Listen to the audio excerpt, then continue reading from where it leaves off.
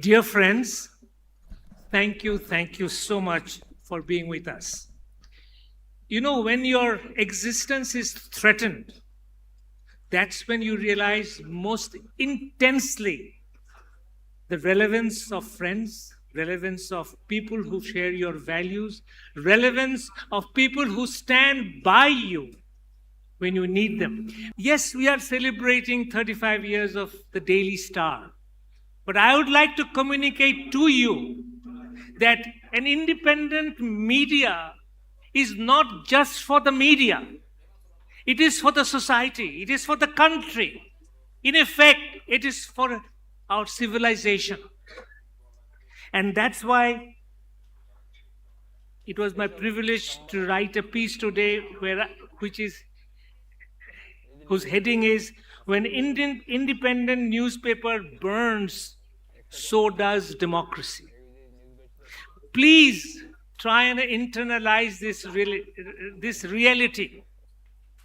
Freedom of the press is not for the press. It is for all of us.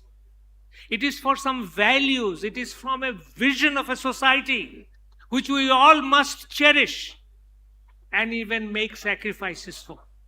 On this occasion, 35 years of Daily Star, I would like to recall the people who got us started.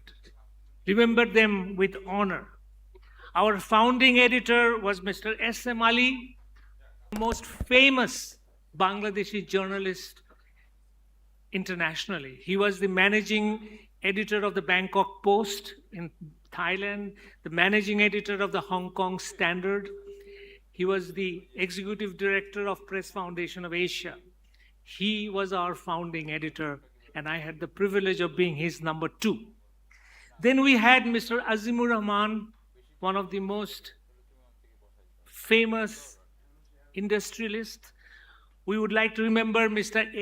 A.S. Mahmood, our founding managing director, Mr. Latifur Rahman, Mr. Abdur Rauf Chaudhary, and Mrs. Rokia Afzal Rahman. Now, why do I remember them?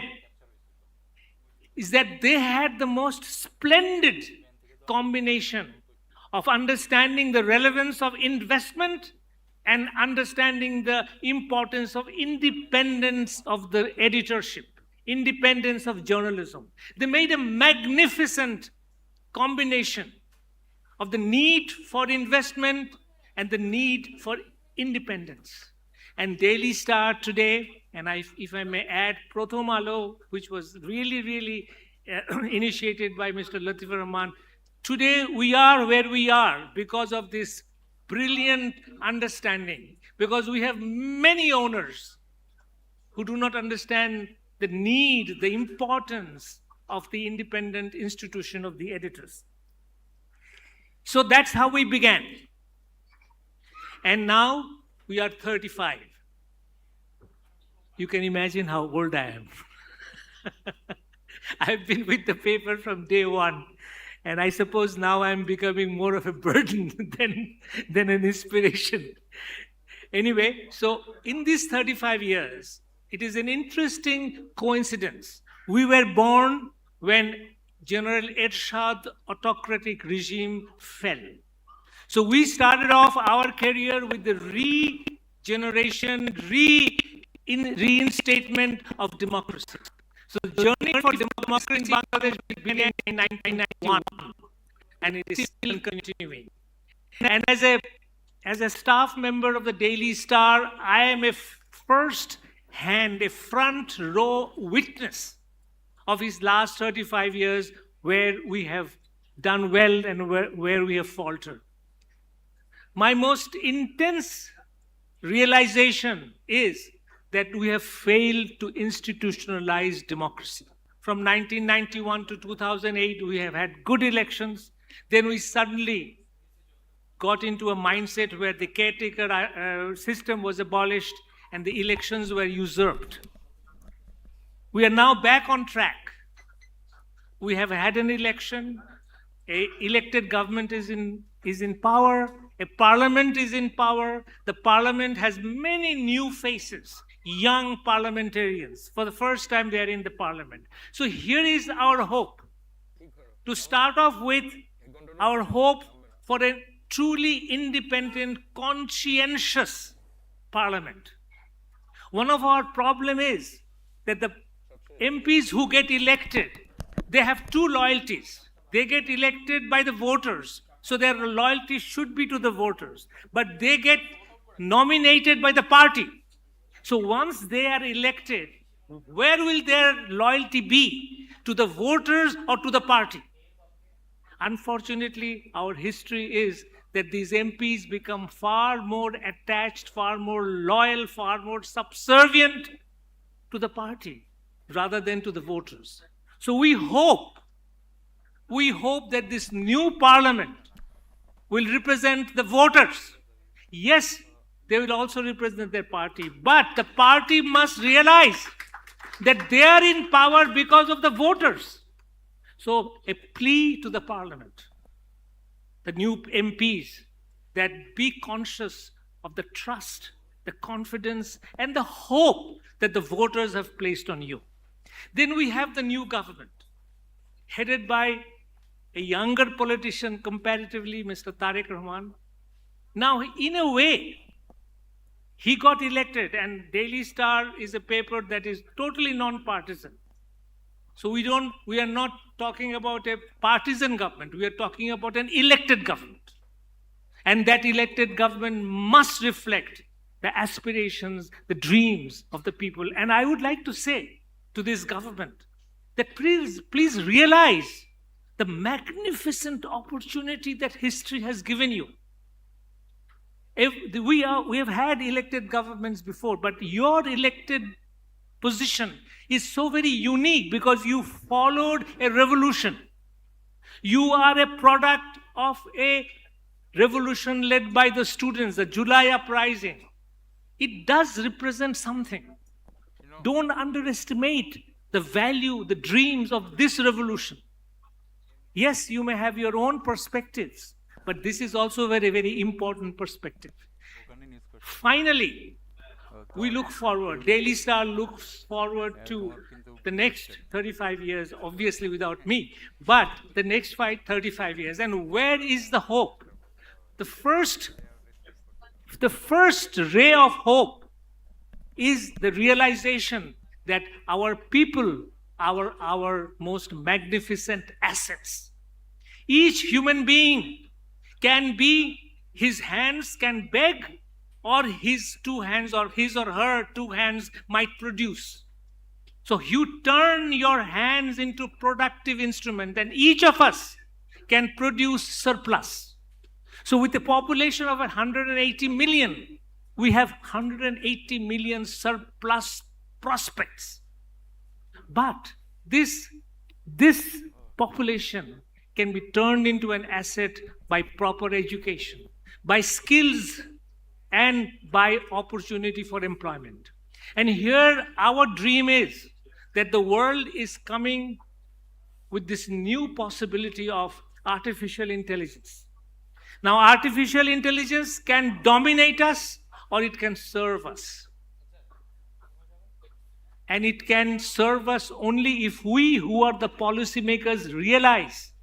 For example, I would like to say that internet and artificial intelligence and all the technology can absolutely revolutionize our education.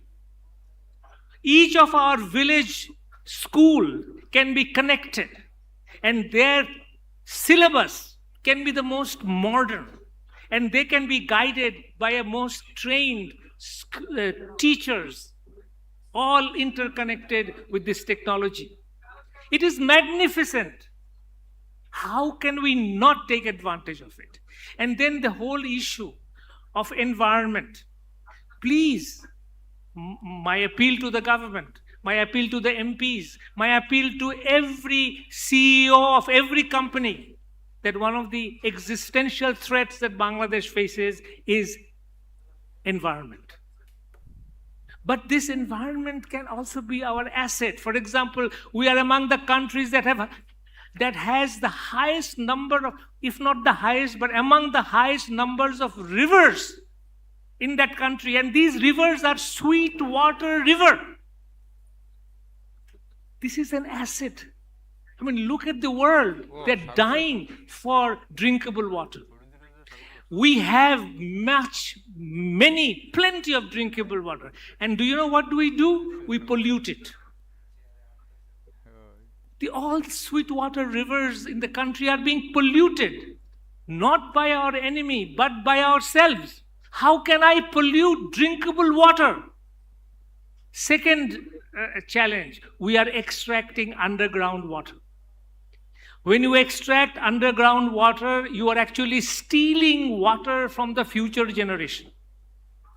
But we are doing it. Dhaka's underground water level has drastically gone down.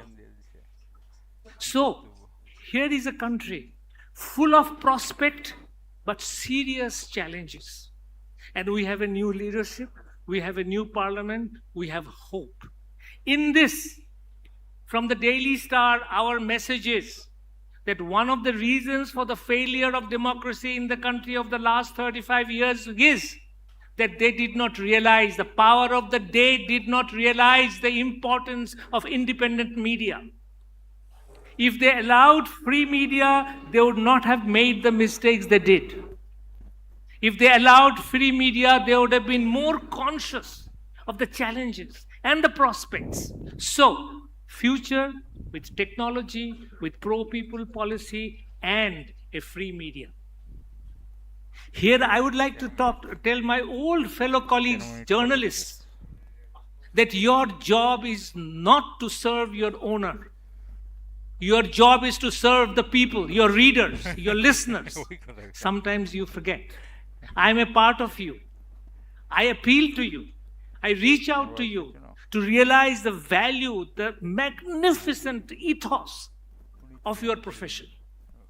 So, on the one hand, we appeal to the people, or appeal to our MPs and the government and the politicians to respond to the people, and I appeal to my journalist colleagues.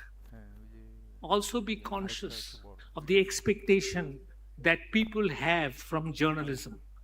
Only if we fulfill it will we have the prestige and the honor that we deserve.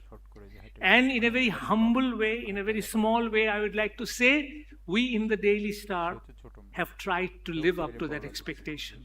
Please be with us, help us to follow that dream again. Thank you.